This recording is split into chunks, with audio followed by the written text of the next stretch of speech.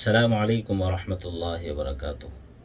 ایک صاحب نے جمعہ ہی کی نماز کے متعلق ایک سوال اور کیا ہے۔ جیسا کہ ہم نے ابھی گزشتہ کلپ میں یہ ریکارڈ کرایا تھا کہ مسلسل جمعہ چھوڑنے سے انسان اسلام سے خارج نہیں ہوتا، البتہ بڑا گناہ ہے، ایسا نہیں کرنا چاہیے۔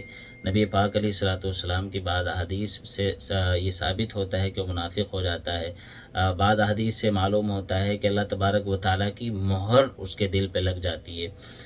تو بہرحال بڑا گناہ ہے، اللہ ہماری حفاظت فرمائے، ادائیگی کی توفیق عطا فرمائے۔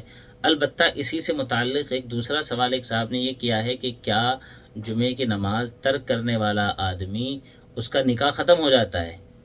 تو جمعے کی نماز چھوڑنے سے نکاح ٹوٹتا ہے یا نہیں ٹوٹتا ہے؟ تو جواب یہ ہے کہ صاحب جمعے کی نماز ترک اگر کسی کی ہو جائے یا وہ کر دے تو اس سے نکاح تو نہیں ٹوٹے گا، البتہ جو گناہ ہے، گناہ کبیرہ، وہ اس کے ذمے میں ضرور آئے گا، اور ایسا ہرگز نہیں کرنا چاہیے۔